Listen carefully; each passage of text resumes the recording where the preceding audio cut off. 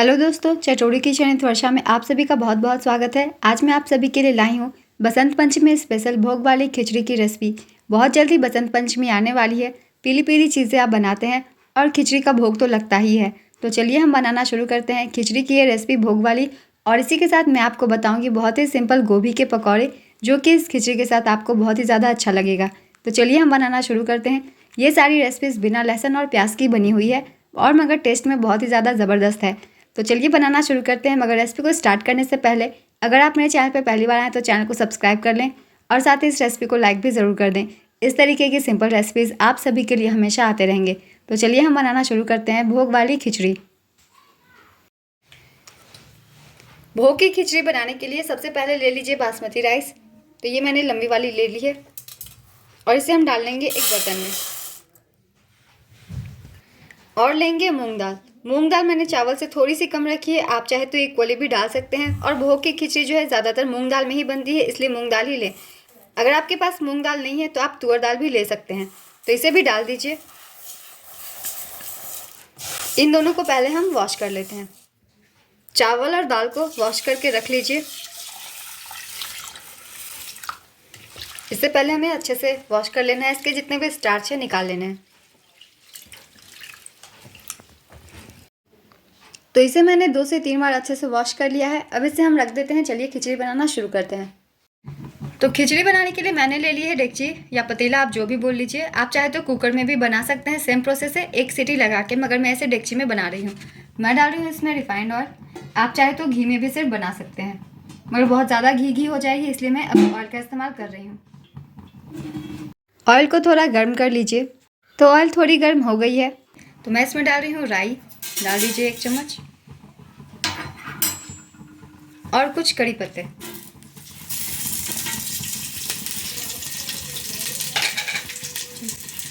और डालेंगे 2 तेजपत्ता। इन सभी को चटकने देंगे। इन मसालों को पहले चटकने दीजिए। तो ये देखिए, ये मसाले चटक गए हैं। इन्हें जलानी नहीं है, बस हल्की सी चटकानी है। तो अगर आप प्याज लहसुन डालना चाहते हैं तो इस स्टेज पे आप प्याज डाल सकते हैं, मगर मैं भोग वाली बना रही हूँ तो अब इसमें डायरेक्टली हम ऐड करेंगे सब्जियाँ। तो सब्जियाँ आप जो जो डालना चाहते हैं डाल दीजिए। तो मैं डाल रही हूँ सबसे पहले आलू।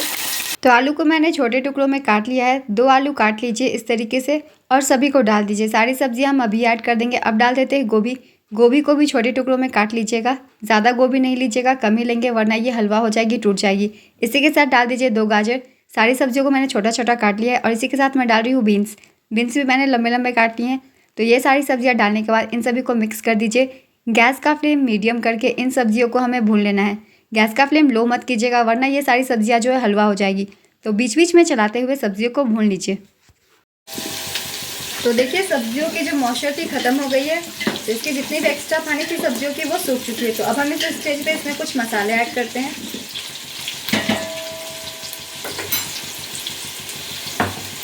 तो सबसे पहले डाल देते हैं इसमें टमाटर 2 कटे हुए, हरी मिर्च,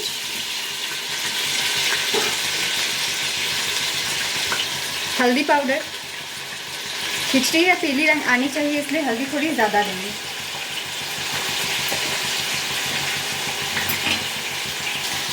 आधी चम्मच धनिया पाउडर और डालेंगे गरम मसाला पाउडर आधी छोटी चम्मच जितना। और डालेंगे आधी चम्मच कश्मीरी लाल मिर्च। और अब लास्ट इसमें डाल देंगे मटर।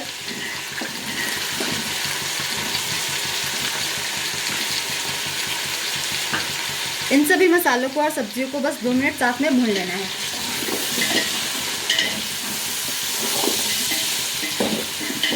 तो इन सब्जियों को साथ में बस 2 से 3 मिनट हम भून लेते हैं पहले।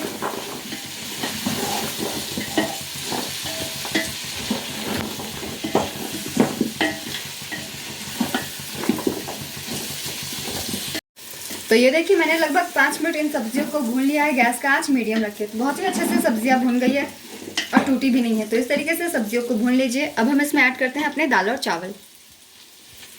तो अब दाल चावल डाल दीजिए।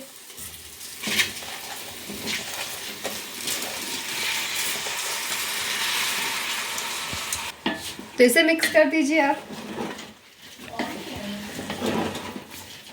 तो इन सभी को मिक्स कर दीजिए और कम से कम 2 से 3 मिनट इन सब्जियों के साथ दाल चावल को थोड़ा सा हम भून लेंगे। 2 से 3 मिनट, ज़्यादा नहीं।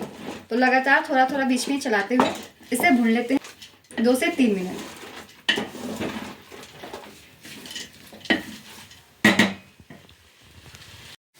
दो से 3 मिनट मैंने मसालों को चावल और दाल के साथ भून लिया है। ये देखिए बिल्कुल अच्छी सी आ गई है टेक्सचर, अलग अलग दाने दाने हो गए हैं। तो अब हम इसमें डालेंगे पानी।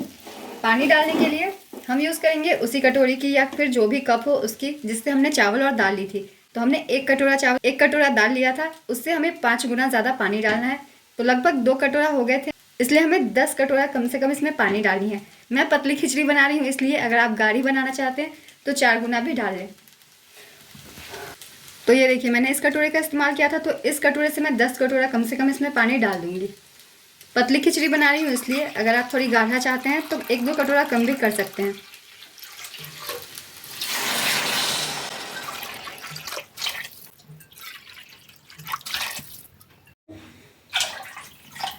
तो ये 10 कटोरे मैंने पानी डाल दिए हैं। अब इसे एक बार अच्छे से मिक्स कर दीजिए।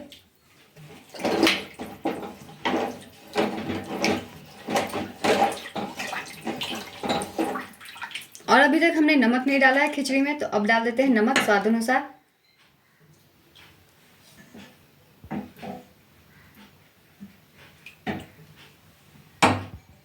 तो नमक स्वाद अनुसार डाल दीजिए।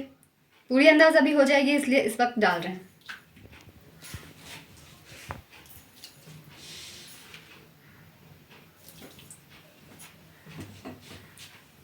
और इसे मिक्स कर देते हैं। और अब बस हमें इसे पकाना है, तो इसे ढककर हम पका लेते हैं। तो इसे ढक दीजिए और ढकते हुए हमें पका लेना है। और अगर आप कुकर में बना रहे हैं तो इस स्टेज पे आप 1 सीटी लगा के खिचड़ी बना सकते हैं।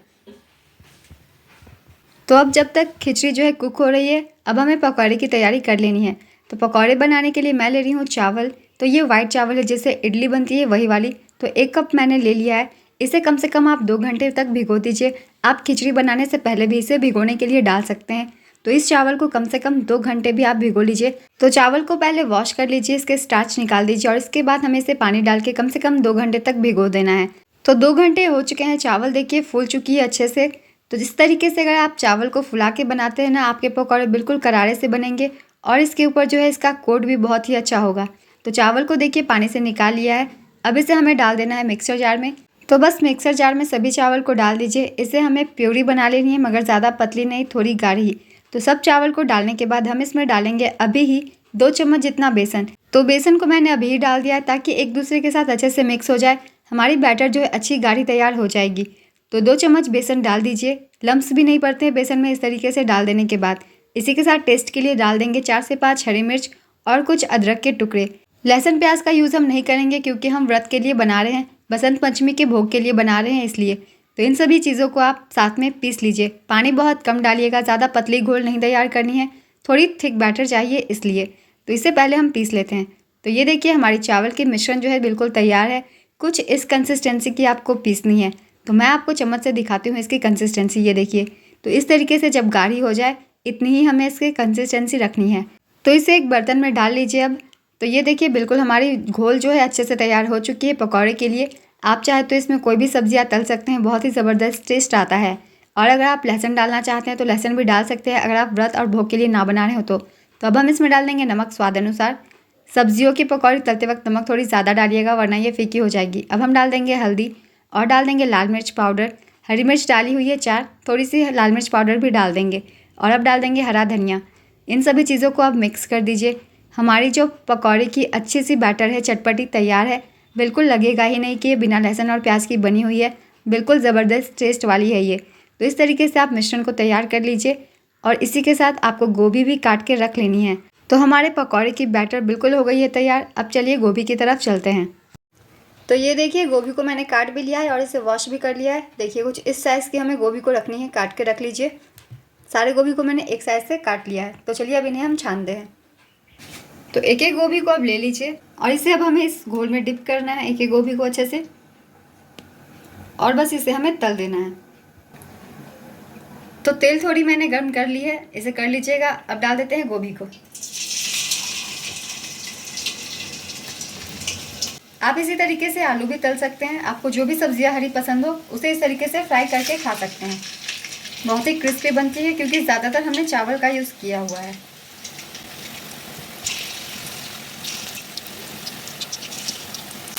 तो अब इन गोभियों को बीच बीच में पलटते हुए हम पका लेंगे। तो अब इसे पलट दीजिए। आराम से ये पलट जाती है, तो इसे इस तरीके से पलट देना है हमें और इसे पलटते पलटते हुए गोल्डन ब्राउन होने तक फ्राई कर लेनी है। तो सभी गोभी को पलटते जाइए और पलट पलट के हम चारों तरफ से इसे फ्राई कर लेंगे। तो ये देखिए गोभी जो अच्छे से फ्राई हो गए हैं, अच्छी सी कलर आ गई है। अब इन्हें हम निकाल के रख लेंगे। तो इस तरीके से आपको जितने भी गोभी के पकौड़े तलने हो आप तल लीजिए। आप आलू भी तल सकते हैं इसी तरीके से।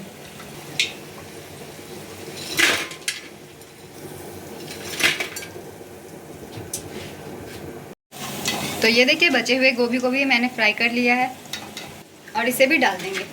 तो सारी गोभी को आप प्लेट में रख लीजिए। बहुत ही अच्छी कुरकुरी हमारे पकौड़े तैयार हो गए हैं। तो जितनी भी गोभी की आप बनाना चाहें इसी तरीके से फ्राई कर लें। देखिए चावल का जो कोट है बिल्कुल गोभी के ऊपर लगा हुआ है। तो वो भी फ्राई हो चुके हैं। अब चलिए खिचड़ी को चेक कर लेते हैं। तो खिचड़ी में देखिए बॉयल आने लग गई है। अब आपको इसे ढक्कन नहीं लगाना है वरना ये गिरने लगेगी। तो इसे हमें बीच बीच में चलाते हुए पका लेना है। तो ये देखिए चावल भी अब खुलने लगे हैं। तो बस ये 10 से 15 मिनट में आराम से हो जाएगी। तो 10 से 15 मिनट इसे हमें खुले में ही पका लेना है। बीच बीच में चलाते रहिएगा वरना सतह पे भी बैठ सकती है। तो इसे बीच बीच में चलाते हुए पका लीजिए। तो ये देखिए खिचड़ी बिल्कुल तैयार हो गई है। जैसा कि मैंने कहा था मैं पतली खिचड़ी बना रही हूँ, ज़्यादा गाढ़ी नहीं कर रही हूँ। अगर आप गाढ़ी बनाना चाहते हैं तो थोड़ी देर और पका लें। तो मेरी खिचड़ी बिल्कुल हो गई है तैयार। गाढ़ी और पतली आप अपने पसंद के अनुसार कर लें। तो इसे मिक्स करके रख दीजिए क्योंकि जब आप इसे रखते हैं तो थोड़ी गाढ़ी ये रखने के बाद भी हो जाती है, इसलिए थोड़ी पतली में ही रख दें। तो खिचड़ी हो गई है तैयार। तो इसे आप ढक कर रख दीजिए और चलिए अब हम इसमें तड़का लगाते हैं। तो ये देखिए मैंने कड़छी चढ़ा ली है खिचड़ी में तड़का लगाने के लिए। तो इसमें मैं डाल रही हूँ घी। तो घी से तड़का लगाएं, खिचड़ी में बहुत ही बढ़िया टेस्ट आएगा।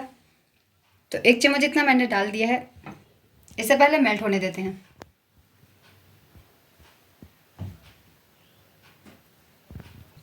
घी मेल्ट हो गई है। अब हम इसमें डालेंगे लाल मिर्च और डालेंगे जीरा 1 चम्मच जितना। जीरे का इस्तेमाल हमने पहले नहीं किया था इसलिए, क्योंकि हमें इसकी तड़का लगानी होती है खिचड़ी में, इसलिए।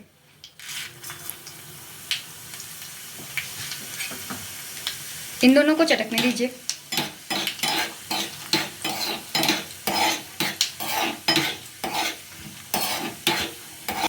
तो तड़का हमारी तैयार है। अब हम गैस को ऑफ कर देंगे और इसमें लास्ट डालेंगे कश्मीरी लाल मिर्च। इससे इसका कलर अच्छा आ जाएगा, इसलिए। अब इसे हम खिचड़ी में डाल देते हैं। तो खिचड़ी में अब तड़के को डाल दीजिए। तो ये ढक के मैंने तड़का लगा दिया। इसी तरीके से ढक के लगाइएगा ताकि तड़के का जो फ्लेवर है वो खिचड़ी में ही रहे। तो मैंने लगा दिया है। अब चलिए इसे खोलते हैं। तो ये देखिए अच्छे से तड़का लग गई है। अब इसी से मिक्स कर दीजिए और अब हम इसमें डाल देते हैं हरा धनिया। हमारी भोग की खिचड़ी बिल्कुल तैयार है। आप किसी भी पूजा में बना के इसे भोग लगा सकते हैं। तो हमारी खिचड़ी बन गई है। अब आप इसे मिक्स कर दीजिए और जब ये ठंडी हो जाए आप इसे भोग लगा सकते हैं केले के पत्ते पे या फिर पीतल के बर्तन में। हमारी भोग की खिचड़ी बिल्कुल हो गई है तैयार। तो इस तरीके से आप खिचड़ी बनाइए, बहुत ही ज़्यादा टेस्टी बनती है। तो इस खिचड़ी में आपको लहसुन और प्याज की कमी महसूस नहीं होगी। बहुत ही अच्छी टेस्ट की खिचड़ी बनी हुई है हमारी। तो हमारी खिचड़ी बिल्कुल बनकर तैयार हो गई है। चलिए अब इसकी प्लेटिंग करते हैं। तो ये देखिए हमारी खिचड़ी का कलर बहुत ही ज़्यादा अच्छा आया है। तो खिचड़ी के साथ मैंने बनाई है अपनी गोभी के पकौड़े, जो कि मैंने आप सभी को बताई हुई है किस तरीके से बनानी है। और ये हरी चटनी है। जिस तरीके से आप धनिया पुदीने की चटनी बनाते हैं उसी तरीके से लहसुन और प्याज का इस्तेमाल इस पूरे खाने में नहीं किया गया है। तो इस तरीके से आप बना सकते हैं भोग वाली खिचड़ी और बिना लहसुन प्याज के खाने। तो आपको अगर ये रेसिपी पसंद आई हो तो रेसिपी को लाइक ज़रूर कर दीजिएगा और साथ ही अपने फैमिली के साथ भी शेयर कीजिएगा इस रेसिपी को, ताकि हर लोग इस तरीके की सिंपल रेसिपीज ट्राई कर सकें। तो चलिए फिर मिलते हैं अगली एक नई रेसिपी के साथ। यूं ही चैनल पे बने रहिए और अपना ढेर सारा प्यार देते रहिए।